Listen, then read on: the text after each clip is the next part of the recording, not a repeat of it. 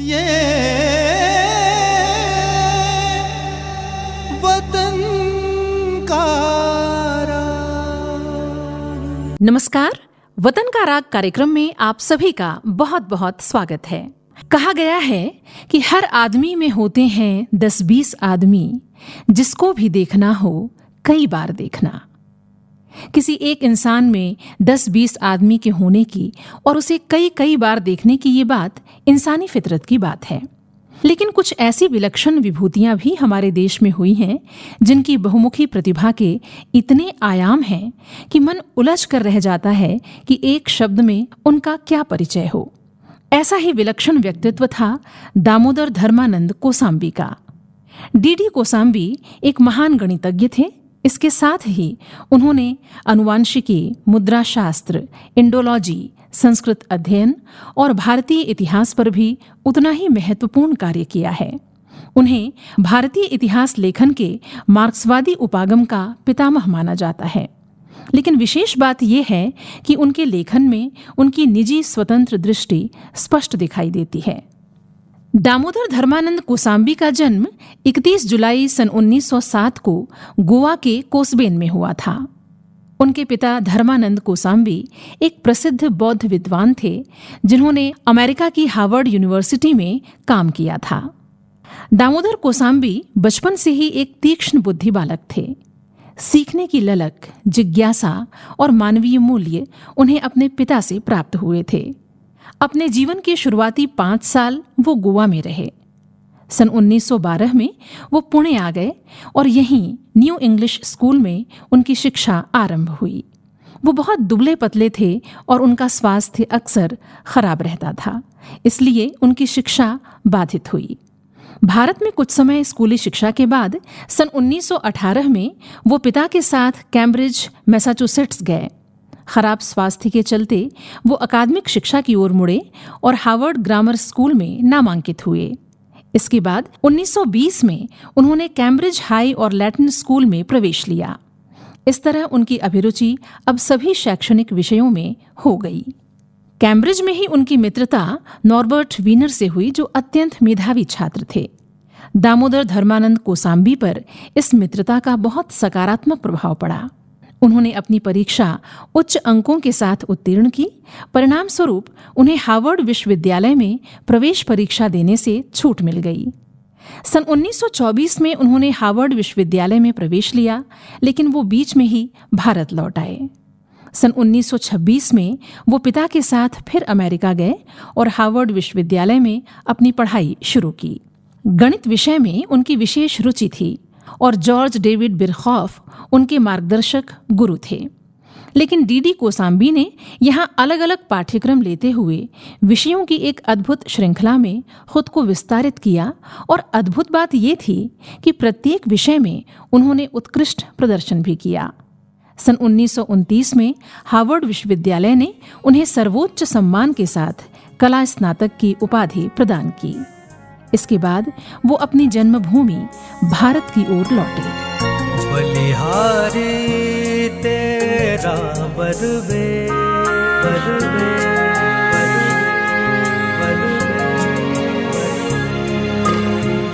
बलिहारी तेरा बरवेश, बलिहारी तेरा बरवेश। मेरे भारत मेरे देश, मेरे देश। बलिहारी तेरा बरवेश, मेरे भारत मेरे देश, मेरे देश। बलिहारी तेरा बरवेश।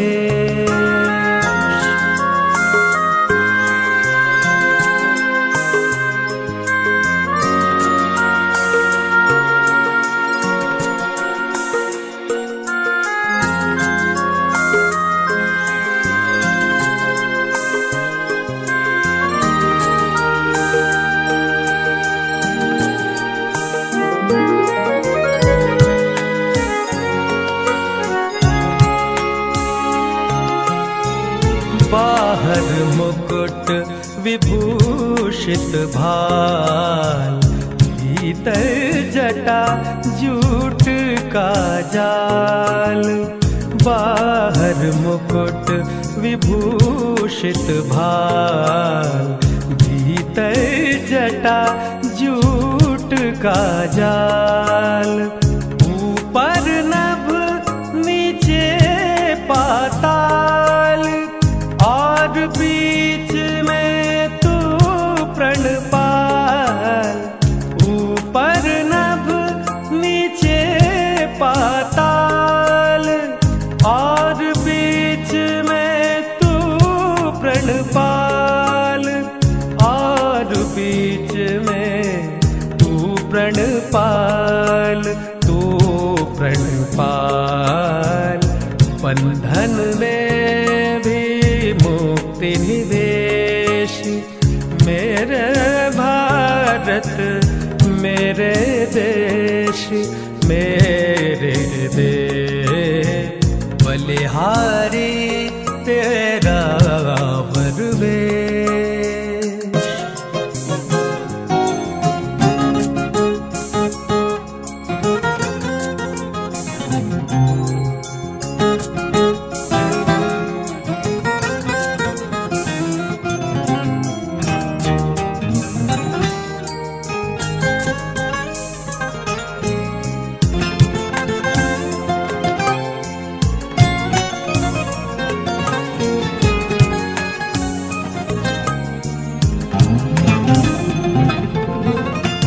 मस्तक में रखता है ज्ञान, भक्ति पूर्ण मानस में ध्यान। मस्तक में रखता है ज्ञान, भक्ति पूर्ण मानस में ध्यान। करके तू प्रभु कर्म विधान, है सतचित आनंद निधान। करके तू प्रभु कर्म विधान, है सतचित आनंद निधान। है सतचित आनंद निधान, आनंद निधान। मिटे तूने तीनों क्लेश, मेरे भारत मेरे देश, मेरे देश। बलिहारी तेरा वरवेश।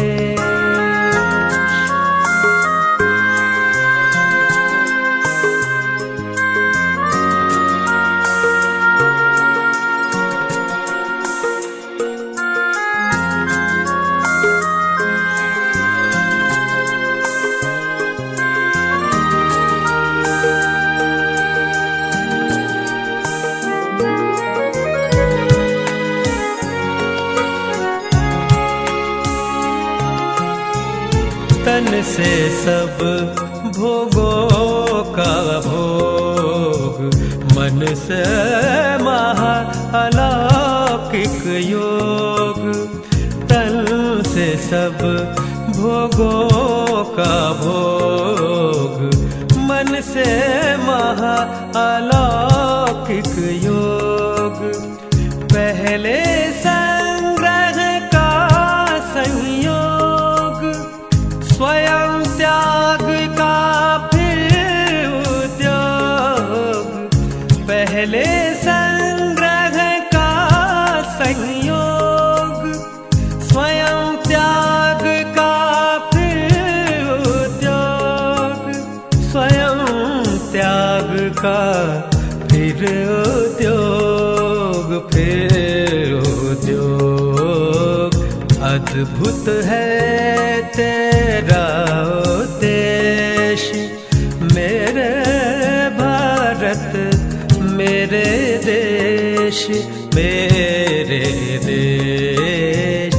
बलिहारी तेरा वरवेश, बलिहारी तेरा तेरावर वेश। मेरे भारत मेरे देश, मेरे देश बलिहारी तेरावर वेश। मेरे भारत मेरे देश, मेरे देश बलिहारी तेरावर वेश। भारत लौटने के बाद दामोदर धर्मानंद कोसाम्बी बहुत जल्द ही बनारस हिंदू विश्वविद्यालय में प्रोफेसर के पद पर नियुक्त हुए। यहाँ उन्होंने गणित के साथ ही जर्मन भाषा की कक्षाएं भी लीं। लेकिन उनके भीतर एक बेचैनी सी थी, क्योंकि अध्यापन के साथ साथ वो शोध भी करना चाहते थे। अपने शोध को आगे बढ़ाने के लिए उन्होंने अथक मेहनत की और सन 1930 में इंडियन जर्नल ऑफ फिजिक्स में अपना पहला शोध पत्र प्रकाशित किया, प्रीसेशंस ऑफ एन एलिप्टिकल ऑर्बिट। कुछ समय बाद उनकी नियुक्ति अलीगढ़ मुस्लिम विश्वविद्यालय में गणित के व्याख्याता के पद पर हुई।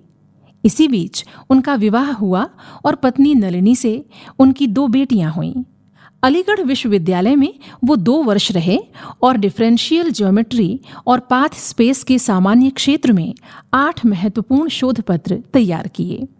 उनके शुरुआती शोध पत्र फ्रांस, इटली और जर्मनी की पत्रिकाओं में उनकी अपनी भाषाओं में ही प्रकाशित हुए। सन 1932 में वो पुणे के फर्ग्यूसन कॉलेज में नियुक्त हुए।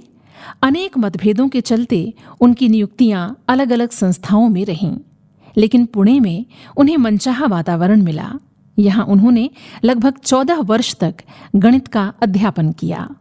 सन 1939 तक दामोदर धर्मानंद कोसाम्बी का ध्यान पूरी तरह गणितीय शोध पर ही था, लेकिन इसके बाद धीरे धीरे उन्होंने सामाजिक विज्ञान में प्रवेश करना शुरू किया। अब वो प्राचीन सिक्कों के वजन पर शोध कर रहे थे।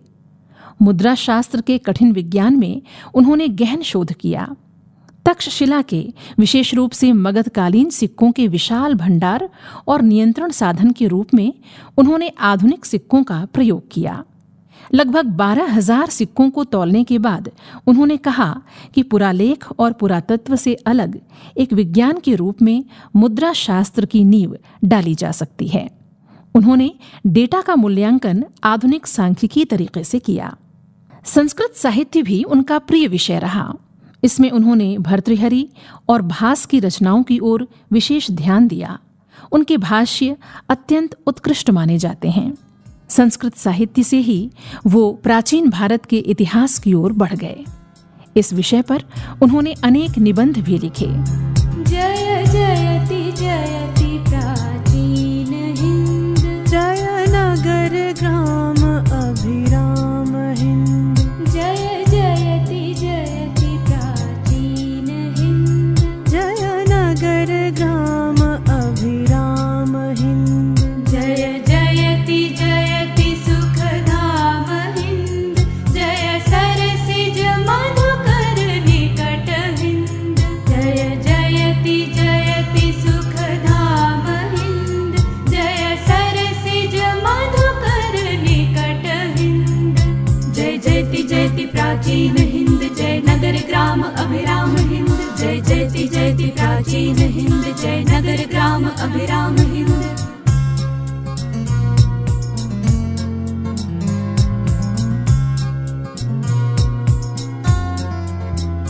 जय जयति हिमालय शिखर हिंद, जय जयति विंध्य कंदरा हिंद। जय जयति हिमालय शिखर हिंद, जय जयति विंध्य कंदरा हिंद। जय मलय मेरु मंदरा हिंद, जय शैल सुता सुरसरी हिंद। जय यमुना गोदावरी हिंद, जय जयति सदा स्वाधीन हिंद। जय जयति जयति प्राचीन हिंद, प्राचीन हिंद, प्राचीन हिंद। जय जयति जयति प्राचीन हिंद, प्राचीन हिंद, प्राचीन हिंद। जय जयति जयति प्राचीन हिंद, प्राचीन हिंद, प्राचीन हिंद।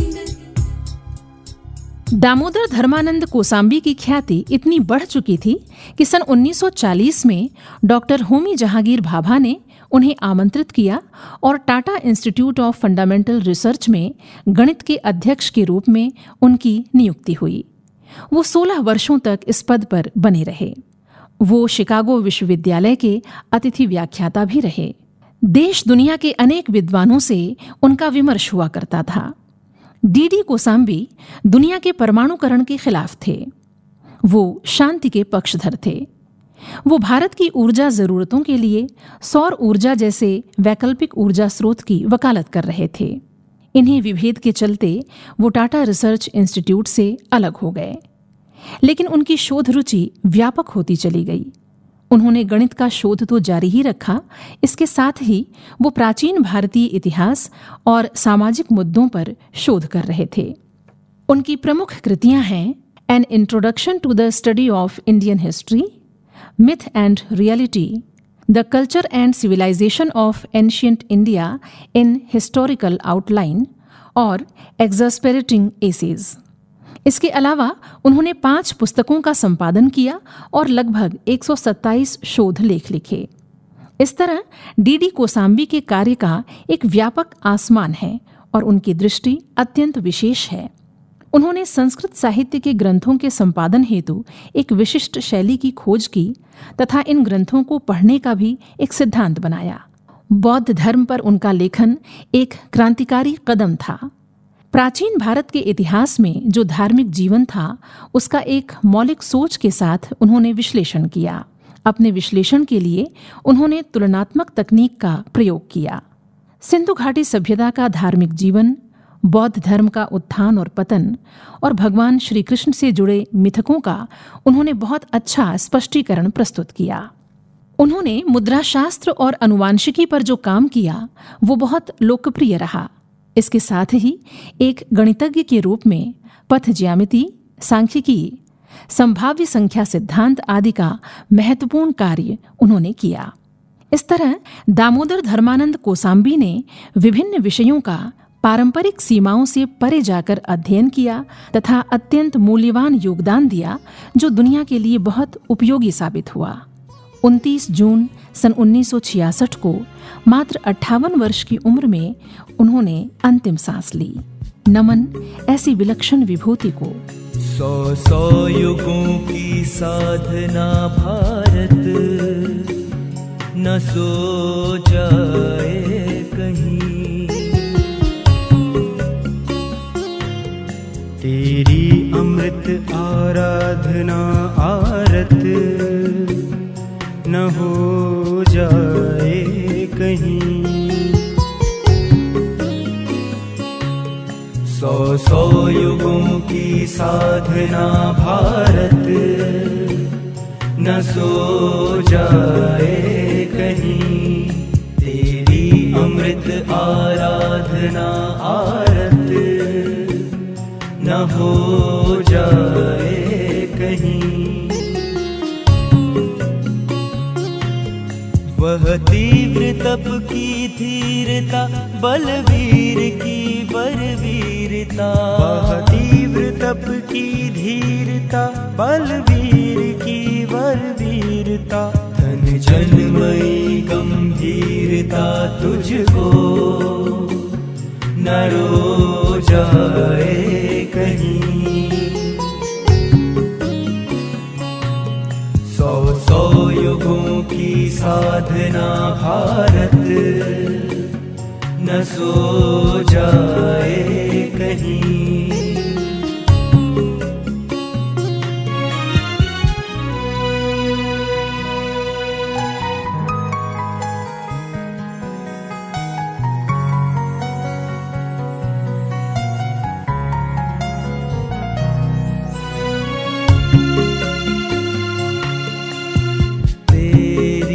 प्रसिद्ध पुनीतता, वह शील पूर्ण विनीतता, तेरी प्रसिद्ध पुनीतता,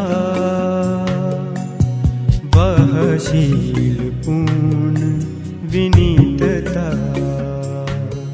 वह बुद्धि की विपरीतता, अब विष न बो जाए कहीं। पर बुद्धि की विपरीतता अब विष न हो जाए कहीं।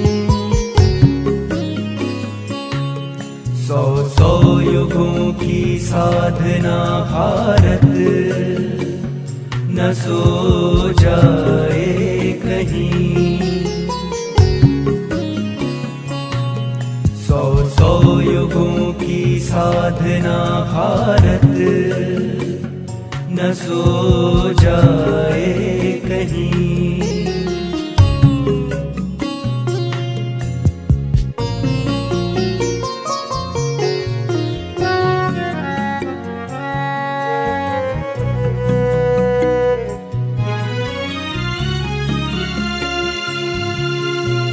वह उच्चता आचार की,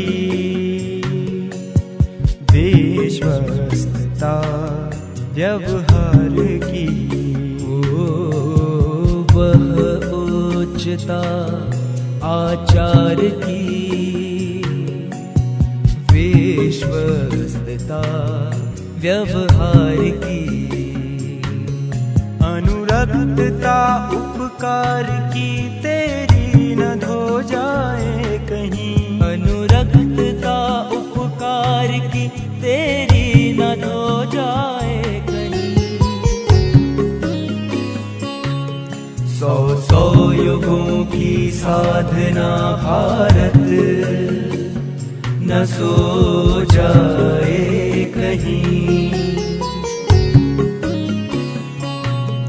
100 युगों की साधना भारत न सो जाए कहीं।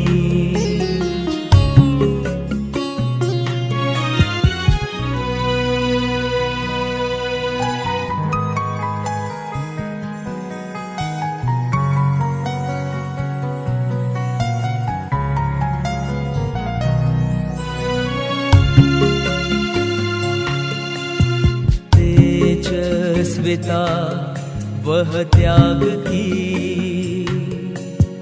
उन्मुक्तता अनुराग की। तेजस्विता वह त्याग की,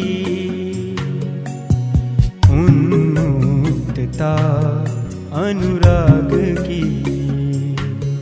सुख संपदा भव भाग की लुट कर न ढो जाए कहीं। सुख संपदा भव भाग की लुट कर न ढो जाए कहीं। 100 युगों की साधना भारत न सो जाए कहीं। तेरी अमृत आराधना आरत न हो जाए कहीं।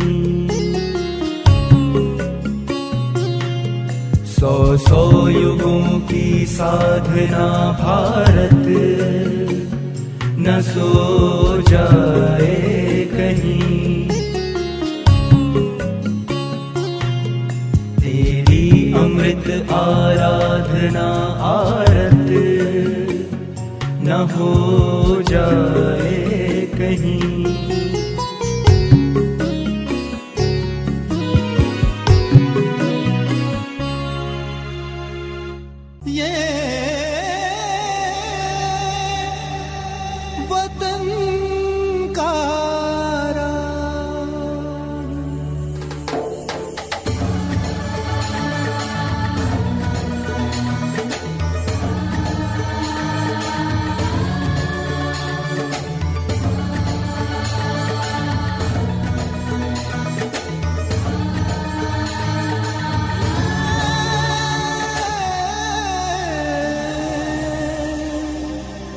वतन